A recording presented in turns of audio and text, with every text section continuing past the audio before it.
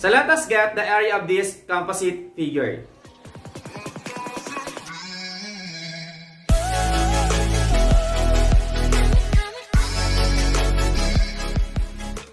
So first, what is composite figure? It is made up of two or more common shapes such as triangle, square, rectangle, circle, or semicircle. In order to find the area of composite figure, we are going to divide it into simple and non-overlapping figures. Then we need to add or subtract their individual areas. Let us first review the area of a square. A square has side s, so the area is only side times side or equal to s squared. Example, if the side is equal to 6 cm, then the area is only 6 times 6 equals 36 cm squared. And next, the area of a rectangle. A rectangle has dimensions length and width. Then the area is only the product of length and width. So suppose that the length is equal to 6 cm and the width is equal to 4 cm. Then the area is only equal to 6 cm times 4 cm. So 6 times 4 equals 24 cm squared. So next, the area of a triangle. So a triangle has a base and a height. When you say height, it should be perpendicular to the base of a triangle. So area is equal to 1/2 base times height or base times height divided by 2. So if the triangle is a right triangle, then the legs are the base and the height. Example, the height is equal to 6 cm and the base is equal to 5 cm, then the area is only 6 times 5 divided by 2 equals 30 cm squared divided by 2, so we have 15 cm squared. Next, about the area of a circle. A circle has a radius r, then the area is only equal to pi r squared. Approximately, pi is equal to 3.14. So suppose that the radius is equal to 4 cm. So the area is equal to 3.14 times 4 cm squared. First, let us square 4. 4 times 4 is 16. 16 times 3.14. Approximately, the area is equal to 50.24 cm squared. So if you're going to get semicircle, just divide it by 2. So area of a circle divided by 2 is equal to the area of a semicircle. Okay, so this time, let us now get the area of this composite figure. Para makuha yung area ng composite figure na to, hatiin natin into two figures, one rectangle and one triangle. So area of a rectangle equals length times width. So ang length natin 16, ang width ay 7 cm, kaya magiging 16 cm multiply by 7 cm. So dito pwede mo lang i-multiply yun. 7 times 6 magiging 42, right 2. Mag-carry ka ng 4 dito, then 7 times 1 magiging 7 plus 4, 11. So magiging area ngayon ng rectangle is 112 cm squared. Tapos, pag kinuha mo ngayon ang area ng triangle, magiging base times height divided by 2. So nasaan yung base? Ito yung base natin. So since ang total length ng rectangle ay 16 cm, ay ito ay 8, i-minus mo lang, 16 minus 8. So itong base natin magiging 8 cm. So ang total length natin dito is 13, ito ay 7, 13 minus 7 magiging 6 cm.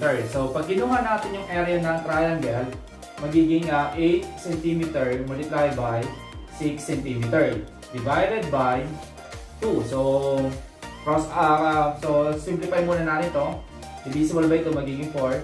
4 times 6 equals 24 cm squared or square centimeter. So therefore, the area of the composite figures only the sum of these two areas, kaya magiging 112 square centimeter plus 24 square centimeter equals 136 square centimeter. So another composite figure. So to get the area of this composite figure, first let us get the area of the square and the rectangle. So pag kinuha natin yung area ng square, so multiply lamang natin ang 5 cm by 5 cm or 5 cm squared. Kaya makuha natin ang 25 cm squared. So then the area of the triangle equals base times height divided by 2. So ang base natin dito ay 9 cm.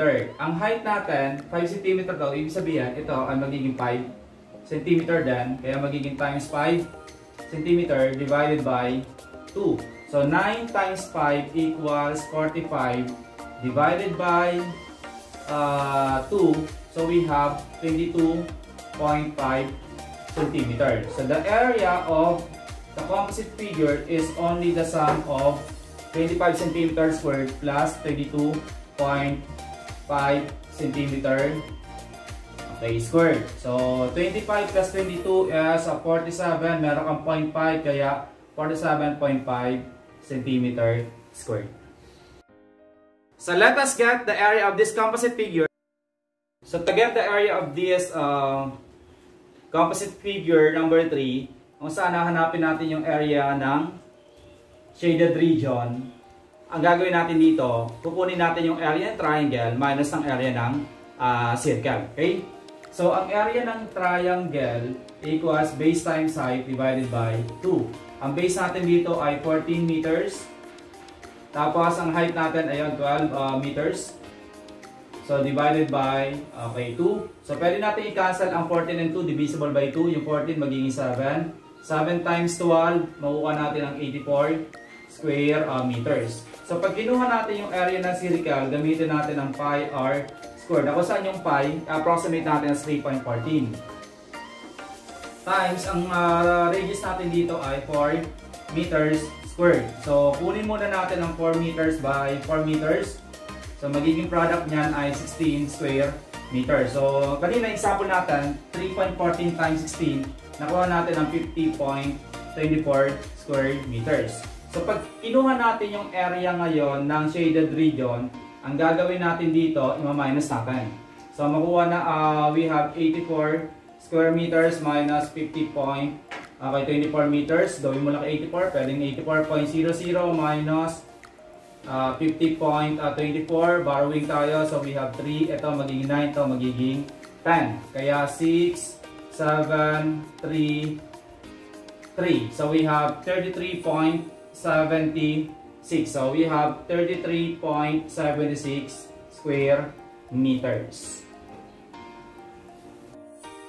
So let us get the area of this composite figure.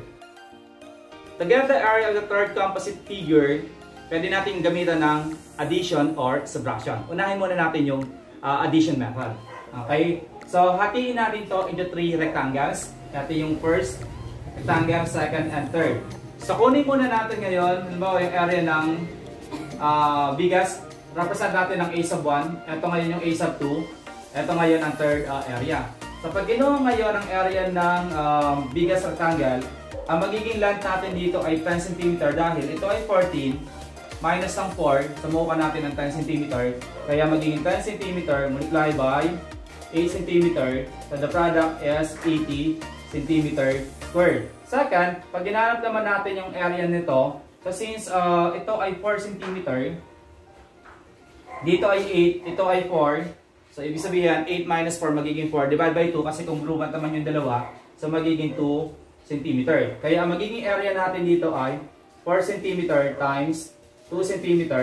So equals 8 cm squared. Ganun din ngayon ang third rectangle natin. Magiging 8 cm squared. So the area of the composite figure is the sum of the 3 areas. I-add natin. So magiging 80 cm squared plus 8 cm squared. Okay, pwedeng multiply by 2. So plus 8 cm squared. So magiging 16 plus 80. So 96 cm squared. Pero para sa akin, mas magiging madali kung gagamitan natin ng subtraction method. Paano yon? So kunin muna natin yung area ng pinaka-rectangle. Ayun. So hanggang doon. So pag kinuha natin yung area ng pinaka-rectangle na yon, magiging 14 cm multiply by 8 cm. So gawin natin dito, 8 times 4 magiging 32. I-carry mo lang dito yung 3. So tapos 8 times 1 magiging 8 plus 3. Magiging 11 kaya magiging 112 cm squared. Tapos, pag kinuha natin ito, halimbawa itong area sub 2 na to, pag kinuha natin yon, makukuha mo lang ang 4 cm times 4 cm o kaya naging square. So, magiging 4 cm times 4 cm equals 16 cm squared. Then, mahahanap na natin ngayon ang area ng composite figure na kung saan ang gagawin natin dito, ima-minus natin. Kaya magiging 112 cm squared minus 16 cm squared. Still, ganun pa rin, magiging 96 cm squared. Determine the area of this composite figure. It composed of a semicircle and a different rectangles. So in order to get the area of this composite figure, hatiin natin into 3. 2 rectangles and 1 semicircle. So ang unang rectangle natin is ito. Kunin natin yung area, pangalanan natin is area sub 1. Ito naman yung magiging second natin. Okay, gawin natin area sub 2 or a sub 2. Then ito ngayon ang magiging a sub 3. So yung unang area natin dito ay product of 14 inches multiplied by 6 inches kasi rectangle. Okay?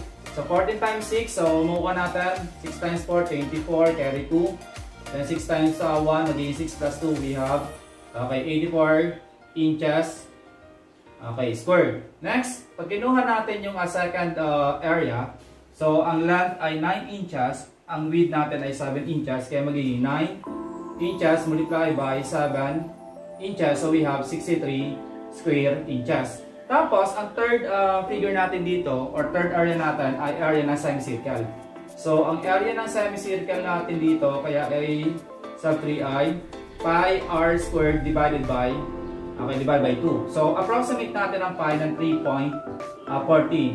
So, tapos ang radius natin dito ay equal kay 4 inches squared, then divided by 2. Okay, so we have 4 inches times sa 4 inches. So, meron tayo 16. Pwede natin i-divide by 2.